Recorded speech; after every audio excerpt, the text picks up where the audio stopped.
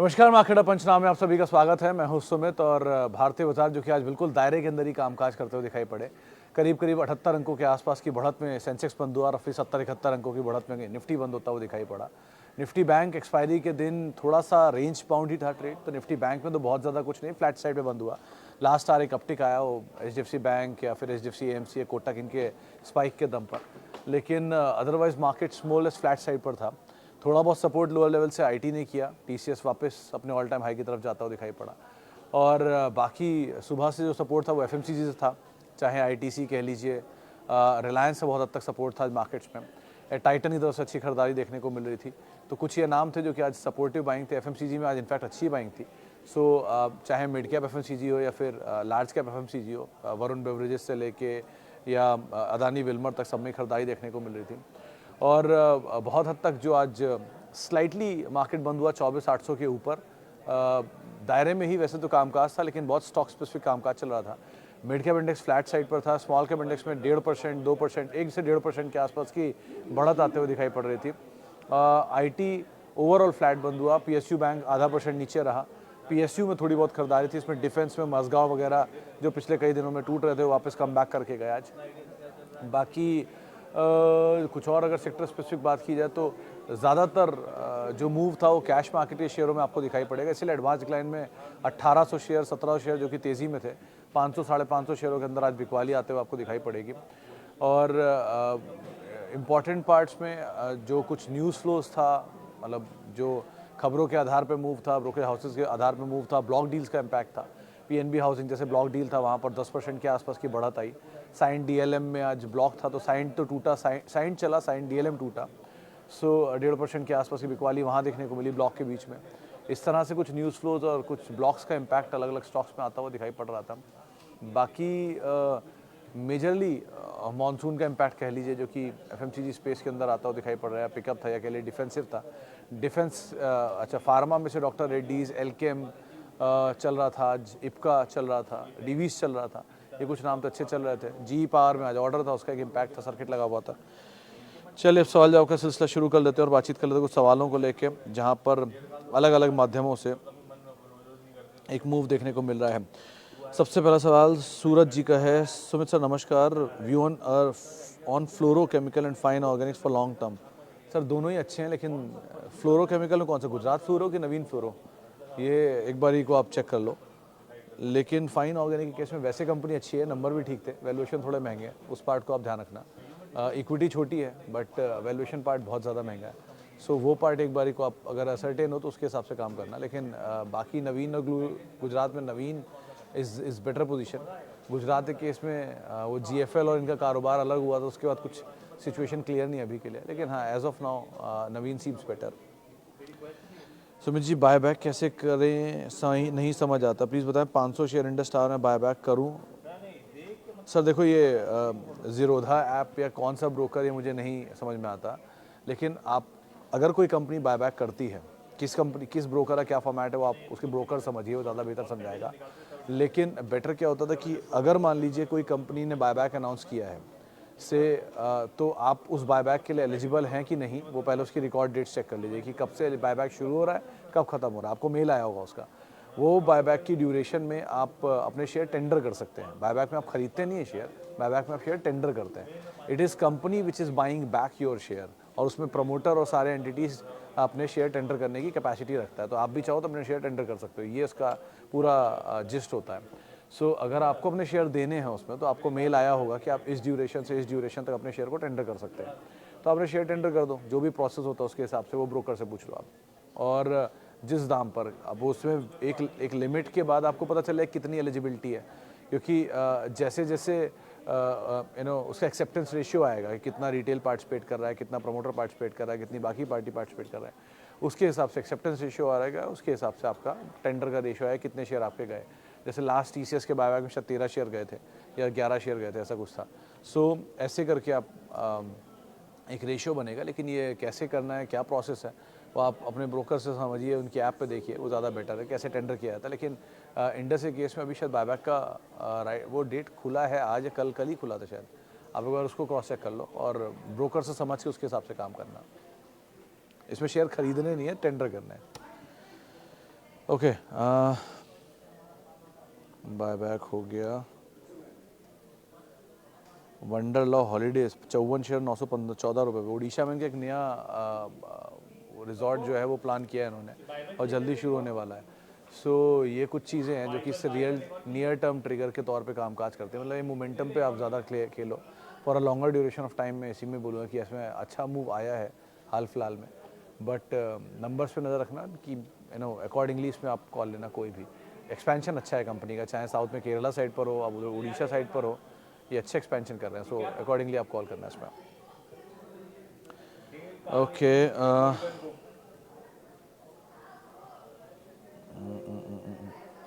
Hello Sumit ji, snowman में 64 रुपये की बाइंग है, क्या करना चाहिए? देखो कार्तिक जी, अगर आप ट्रेडर हो तो आपके पास मल्टीपल ऑप्शन इसने दिए।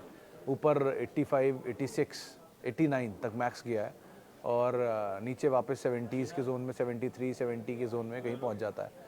तो वो रेंज को आप प्ले कर सकते हो कि जब भी कभी नीचे मिले आप ऐड कर लो, ऊपर जाए हल्का कर दो। या आप ये कर सकते हो कि मान लिया आपकी 64 रुपये भी खरीदारी है और आपके पास से 1000 शेयर है, मान लेते हैं। सो आप 300 शेयर 400 शेयर इधर टेंडर कर दो, बेच दो, फिर नीचे कहीं आया तो फिर वो 300 शेयर लेकर फिर ऊपर बेच दो। ऐसे करके 300-400 शेयरों में ट्रेडिंग करते रहो, बाकी शेयर होल्ड करते रहो, ताकि किसी न किसी एक दिन एक रेंज टूटेगी, या तो लोअर या अपर। अगर लोअर टूटी तो फर्दर एक्यूमुलेशन का मौका मिलेगा, अगर अपर टूटी तो आपके पास एक बार मौका जाएगा, फिर भी 600 शेयर तो बचे रहेंगे। सो ये दोनों तरह की चीज़ें होंगी। अब आप उसमें से क्या कॉल लेते हो, कैसे लेते हो, वो आप देख लेना। लेकिन अदरवाइज़ इसका ट्रिगर यही है कि नीचे 55 रुपये पे प्रमोटर ने बाय शुरू किया था, 65 रुपये पे, और आप उसी के आसपास ही खरीदारी पे हो। सो आपके लिए वही 59 और 54 आपका स्टॉप लॉस रहेगा। उसको स्टॉप लॉस साथ आप बने रहो और keep on holding, keep on trailing जब तक 103 नहीं तोड़ता, ऊपर 90 और 103 नहीं तोड़ता, तब तक और बड़ी तेज़ी की उम्मीद नहीं है। बाकी प्रमोटर की बाइंग है ही, वो फैक्चुअली सही है एंड नंबर भी कंसिस्टेंट है, सो अकॉर्डिंगली आप कॉल ले सकते हो। बट यहाँ आप मल्टीपल चीज़ों के हिसाब से काम कर सकते हो कि आप ट्रेडिंग हो, ट्रेडर हो तो ट्रेडर के हिसाब से, और इन्वेस्टर हो तो लेके बैठे रहिए आराम से। वंडरला हो गया। कल्याण ज्वेलर लॉन्ग टर्म, सर कल्याण ज्वेलर में अभी अभी खबर आ रही है कि कल करीब 2.5 करोड़ शेयर बेच रहे हैं प्रमोटर 1300 करोड़ रुपए में।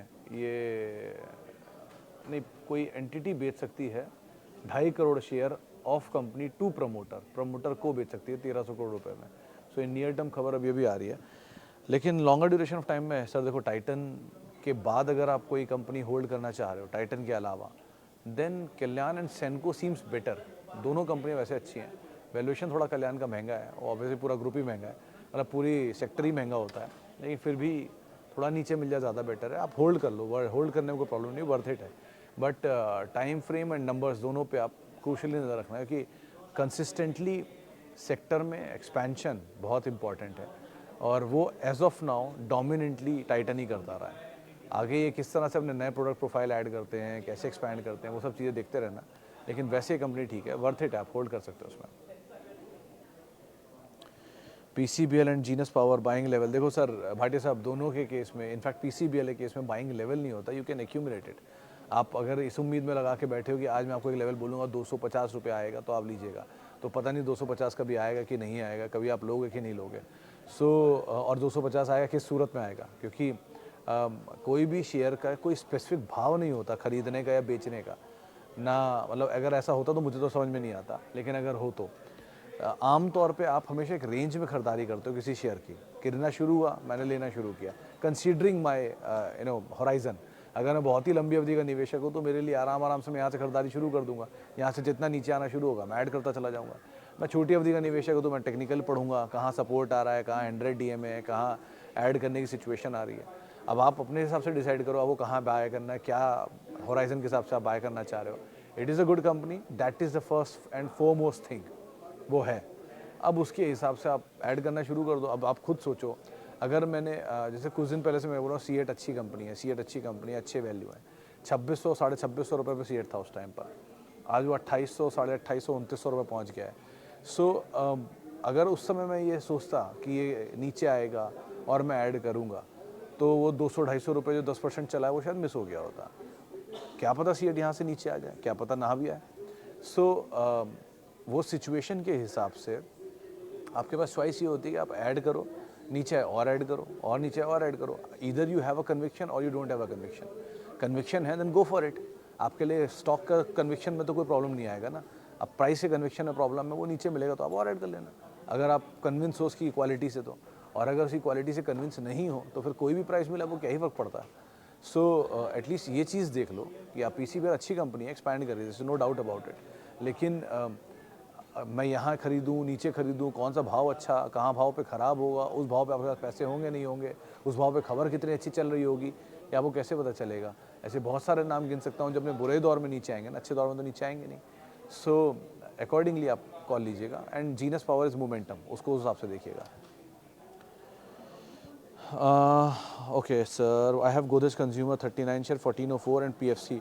सर पीएफसी केस में सविता जी आप होल्ड करो विद अ स्टॉप लॉस, क्योंकि चला बहुत है। दो ये कंपनी वैसे लॉन्ग टर्म के लिए अच्छी है, डिविडेंड पेइंग कंपनी है। आप अगर मीडियम टर्म के ट्रेडर हो या बीटीएसटी प्लेयर हो तो आप इसमें एटलीस्ट एक स्टॉप लॉस रखना, लॉन्ग टर्म के लिए बने रहना। एंड गोदरेज कंज्यूमर केस में इट्स अ गुड स्टॉक। और जो नए एक्विजिशन इसने किए हैं रेमंड के कारोबार के, वो कारोबार जैसे जैसे प्ले आउट होना शुरू होगा, इसके नंबर्स को और बेटर करेगा। आप खुद देखो 2 क्वार्टर पहले त्योहारों से इन्होंने इस तरह के एक्विजिशन किए ताकि त्योहारों में भी उसकी एंट्री आनी शुरू हो जाए। So second half of financial year वैसे भी एफएमसीजी कंपनियों के लिए अच्छा होता है, क्योंकि एक तरफ आपको मानसून का टेलविंड मिलता है, इनपुट कॉस्ट कम होते हैं, रूरल डिमांड अच्छी होती है, दूसरी तरफ फेस्टिवल की साइड आप ऑन सेट में होते हो।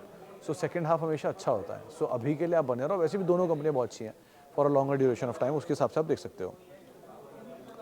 Can we expect Titan and Asian Paint will move upside from here? Ganesh ji देखो, I have no idea whether they will move see an upside from here or not. They will see an upside, there is no doubt about it, but from here or not, ये सवाल का मेरे पास कोई जवाब नहीं है। क्योंकि आप वो कोई घड़ी लेके नहीं बैठा हूँ या कोई मुहूर्त लेके नहीं बैठा हूँ कि इस मुहूर्त पे ये चलने शुरू हो जाएंगे। बहुत सीधी सी बात है सर कि अच्छी कंपनियां हैं, आपको पोर्टफोलियो का हिस्सा बना के रखना है तो रखिए, नहीं रखना है तो मत रखिए। लेकिन मोमेंटम प्लेयर हैं तो साफ सीधी सी बात है, स्टॉप लॉस को फॉलो करिए और ट्रेल करते रहिए। जहाँ तक आपका पेशेंस साथ देगा वहाँ तक आप बने रह सकते हो। ये वो कंपनियाँ नहीं हैं जिनमें आप 100, 200, 400 रुपये के लिए काम करके आप खुश हो जाते हो। ये वो कंपनियाँ हैं जिनको आप अपने पोर्टफोलियो का हिस्सा बना कर रख देते हो कि ये किसी न किसी सूरत में जब वर्स्ट से वर्स्ट सिचुएशन आएगी तभी आपको बचा लेंगे। अब रेस्ट चॉइस इज़ योर्स, उसको आप देखो। लेकिन अदरवाइज इनमें अगर आप शॉर्ट टर्म मोमेंटम प्ले कर रहे हो तो सबके लिए short term headwind and Tailwind है। टेलविंड अभी गोल्ड चल रहा है, इसलिए टाइटन चल रहा है। गोल्ड प्राइसेस नीचे आएंगे फिर नीचे आ जाएगा। क्रूड नीचे है तो एशियन चल रहा है, क्रूड ऊपर जाएगा तो एशियन पे दिक्कत आ जाएगी। तो ये सब आप रोज़ पढ़ना चाह रहे हो तो पढ़ते रहो, लेकिन ये सब कंपनियाँ buy it, fill it, forget it वाली सिचुएशन में, उसके हिसाब से आप कॉल करो इनमें। Okay, sir, your view on Coromandel engineering and it can be next CG Power? No, I doubt. नहीं सर। कौशिक सर, ये आज से नहीं है कोरोमंडल ग्रुप का हिस्सा, ये शुरू से ही कोरोमंडल ग्रुप का हिस्सा है। और मतलब सीजी ये मुरुगप्पा ग्रुप का हिस्सा है। And CG power is a classic turn around story जो बनी थी उस टाइम पर। टर्न अराउंड स्टोरी के अंदर पहला साइन जो होता है कि एक बढ़िया इन्वेस्टर उस कंपनी के अंदर आया, फिर उसने धीरे धीरे उसका डेट रीपेमेंट शुरू किया, फिर धीरे धीरे नंबर्स के अंदर रिवाइवल शुरू हुआ और नंबर कंटिन्यूसली रिवाइव नहीं हुए, थ्राइव करते चले गए, जिसका इम्पैक्ट कंपनी के स्टॉक प्राइस में देखने को मिला। ऐसा अगर कोरोमंडल इंजीनियरिंग में आपको दिख रहा है तो आप ज़रूर रहिए, क्योंकि इसमें ओनरशिप तो ऑलरेडी मुरुगप्पा ग्रुप की है। सो यहाँ कोई ओनरशिप में चेंज नहीं है। एक अच्छे असेट बेस ही कंपनी को खरीदा था मुरुगप्पा ग्रुप ने 2020 कोविड टाइम पे, और रॉक बॉटम प्राइस पे लिया था उसको। सो वो कोई कंपनी सीजी पावर बनेगी या नहीं बनेगी इसका मुझे आइडिया नहीं है, लेकिन ये कंपनी में एज ऑफ नाउ तो कोई साइन दिख नहीं रहा। और एक बहुत और इंटरेस्टिंग बात बोल देता हूँ कि कभी ये मत सोचिए कि ये कंपनी ये बनेगी कि नहीं बनेगी। ये कंपनी होता है उससे भी अच्छी बन जाए, might be we are wrong, but खाली उसकी उम्मीद में आप बैठे हो कि ये ऐसा हो जाए वैसा हो जाए, कि चक्कर में मत पड़िए। मुरुगप्पा ग्रुप है so many gems. Carborundum Universal उसकी one of the finest company है। शांति गैस की बहुत फाइनेस्ट कंपनी है। ट्यूब इन्वेस्टमेंट अच्छी कंपनी है। ईआईडी पैरी बहुत अच्छी कंपनी है। इस ग्रुप की ज़्यादातर सारी कंपनियाँ is one of the finest companies of their own sectors. लेकिन आप वो सीजी पावर बनने के इंतज़ार में बैठे हो, सो इससे बेटर आप अच्छे अच्छे एसेट ले लेके रखते रहो। Keep on holding, keep on accumulating rather, क्योंकि अभी बाजार हीटेड अप है। नीचे आएगा तो अच्छा मौका मिलेगा इन सब में, सो आप और आराम से ऐड कर लेना। लेकिन क्लासिक टर्न अराउंड स्टोरी के इंतज़ार में आप बैठो मत कि ये ऐसा मिलेगा तभी मैं ऐसा करूँगा। सर एसबीआई एवरेज कर सकते हैं सीएमपी पे, थोड़ा थोड़ा कर सकते हैं यादव साहब, बहुत आराम से। मैं विक्की जी का सवाल है, my average price in HDFC bank is 1571 and want to accumulate more, I already have 30% portfolio of HDFC bank, it seems that this is good accumulation zone. देखो विक्की साहब, अगर आपको दिख ही रहा है it's a good accumulation zone, then accumulated. लेकिन फिर एक बात बोलूँगा कि 100 रुपये के पोर्टफोलियो में 30 रुपये आप ऑलरेडी एचडीएफसी बैंक लेके बैठे हो। मैं मानता हूँ कि इंडिया का second largest profit making bank है, जो कल ही मैंने ट्वीट भी किया। ये इंडिया का लार्जेस्ट प्राइवेट सेक्टर बैंक है, टू बिग टू फेल है, सब कुछ अपनी जगह बिल्कुल फैक्चुअली सही है। लेकिन किसी फाइन डे कोई भी वजह से ये शेयर अगर यहाँ से आधा हो गया तो आपके 30% पोर्टफोलियो आधा हो जाएगा। सो it is good thing that you have accumulated good quantity of it, but over मत हो जाना एक्सपोज करते करते कि अपने पोर्टफोलियो को मैं ज़्यादा ओवर एक्सपोज कर लूँ एचडीएफसी बैंक से ही। हर चीज़ बहुत अच्छी है इसमें, लेकिन स्टिल एक कैलकुलेटिव, मतलब ये आप ही डिसाइड करोगे कि आप 50% तक में ओवर एक्सपोज नहीं हो, फेयर एनफ आप कर लो उसमें भी। लेकिन ओवर एक्सपोज एटलीस्ट मत हो जाना किसी एक बैंक को लेकर, किसी एक ग्रुप को लेकर, किसी एक एंटिटी को लेकर। मानता हूँ ये 3 साल से एक ही जगह पे खड़ा है, बहुत अच्छा बैंक है, मैं खुद इसको कई बार इसकी पैरवी कर चुका हूँ कि बहुत अच्छा बैंक है ये। बट स्टिल एक चीज़ के साथ हमेशा रहूँगा कि किसी भी ग्रुप, सेक्टर, इंडिविजुअल स्टॉक के ऊपर ओवर एक्सपोज मत होना। तो एटलीस्ट उसका ध्यान रखना, उस पार्ट को कैलकुलेट करके ही अपनी काम करना, कैपिटल प्रोटेक्ट कर लेना यहाँ पर भी, चाहे ये कितना भी अच्छा बैंक क्यों ना हो। लेकिन हाँ, एक्यूमुलेशन जोन अच्छा है, इसमें कोई डिनाई नहीं है। Okay sir, we on Adani विलर can we add at CMP? Puneet ji, आज सर्किट लग रहा अपर, तो आपको आज पसंद आना शुरू हो गया। इतने दिन से बेचारा घूम रहा था यहाँ वहाँ, और ऐसा भी नहीं कि इसमें न्यूज़ फ्लोज का एंड हो गया था। वो जो अनसर्टेनिटी थी कि प्रमोटर का स्टेक कैसे ऑफलोड होगा, उसकी भी अनसर्टेनिटी हो चुकी है। जहाँ अदानी ने अपने नंबर पे बोल दिया था कि हम अपना स्टेक ऑफलोड करके अदानी एंटरप्राइजेस शेयर होल्डर को दे देंगे, वहाँ जब मिला था नीचे ये मौका, तब आपने इसको हाथ भी नहीं लगाया। आज आपको ये अच्छा लगने लग गया, सर्किट लग गया इसमें। तो स्टिल कंपनी अच्छी है, लास्ट क्वार्टर के नंबर अच्छे हैं, प्रमोटर का जो ऑफलोड का वो था वो ख़त्म भी हो गया है, overhang. So it is a good stock otherwise to own, but going forward outlook देख लीजिए, क्योंकि एक क्वार्टर के नंबर तो अच्छे थे ही लास्ट क्वार्टर के, आगे भी अगर ये कंसिस्टेंटली बेटर करता है तो इम्पॉर्टेंट है। और सिर्फ इसलिए मत लो कि वो शेयर चल गया है, मतलब कोई चीज़ वो चमत्कार पर सत्कार मत करो प्लीज़, कि अच्छा लगा आज क्योंकि आज अच्छा हुआ तो मैं आज ही कर डालूंगा सब कुछ। बाजार सर आजकल नहीं होता, रोज़ का मार्केट है ये, और हर रोज़ खरीदने की बजाय हर रोज़ बेचने में फोकस करो, वो ज़्यादा इंपॉर्टेंट है। खरीदना इस बाज़ार में सबसे आसान काम होता है, बेचना सबसे मुश्किल। So at least focus on where to exit, not to when to entry. So इस हिसाब से आप नज़र रखना है इसके ऊपर। चले sir, which share is best for 5 year view? By the way, Raju engineering, Elecon engineering, Azad engineering. Elecon seems better Sachin ji, Azad भी अच्छी कंपनी है बट महंगा है थोड़ा सा, लेकिन इन दोनों में अगर ऑर्डर रखोगे तो एलिकॉन और आज़ाद में ही घूमेंगी चीज़ें, राजू को तो छोड़ दो आप, इन दोनों में ज़्यादा फोकस कर सकते हो। दो राजू भी पिकअप कर रहा है, but still Elecon seems safe. 5 साल में एक चीज़ भूलनी नहीं चाहिए कि बाज़ार इस साल का 52% रिटर्न देके बैठा हुआ है, और निफ्टी का एवरेज रिटर्न 20% होता है, 15%, 17% होता है। सो अगर मैं ये अज्यूम कर चलता हूँ कि निफ्टी यहाँ से 17% ही रिटर्न देगा एवरेज, तो अगले 3 साल में इंडेक्स में ना 2 साल को रिटर्न आने वाला होगा नहीं एवरेज। तो अब होगा कैसे, क्या, कब, कितना नहीं पता, लेकिन इसलिए 5 साल में जो ओवर हीटेड चीज़ें हैं ना, उनसे थोड़ा दूर रहना। जो अंडर हीटेड हैं या ज़्यादा टूटे हुए हैं, उनको एक बार वो फिर भी आप एक्यूमुलेट कर सकते हो। सो अभी यहाँ पे टूटे, ऊपर जाके टूटे हो पता नहीं, लेकिन ऐसी सिचुएशन बननी चाहिए। बाकी हम भी सीख रहे हैं, आप भी सीखिए साथ ही साथ। चले फिलहाल अब इतने सवालों शामिल करूँगा, माफ़ी उन सभी लोगों से इनसे बातचीत नहीं हो पाई। बहुत बहुत शुक्रिया उन सभी लोगों का जिन्होंने सवाल पूछा। आप लोगों से अब मुलाकात होगी शाम को 5:30 बजे। आप मेरे साथ जुड़ सकते हैं @सुमित रिसर्च, मेरा ट्विटर हैंडल है, सोशल मीडिया हैंडल है। किसी भी निवेश से पहले अपने वित्तीय सलाहकार की राय आप लोग ज़रूर ले लें, पूरी तरह से रिलाय ना करें। और CNBC आवाज़ के यूट्यूब, फेसबुक, इंस्टा पेजेस पर आप जुड़ सकते हैं, फीडबैक दे सकते हैं, बातचीत कर सकते हैं। और बाकी मुलाकात होती रहेगी। फिलहाल के लिए इतना ही, नमस्कार।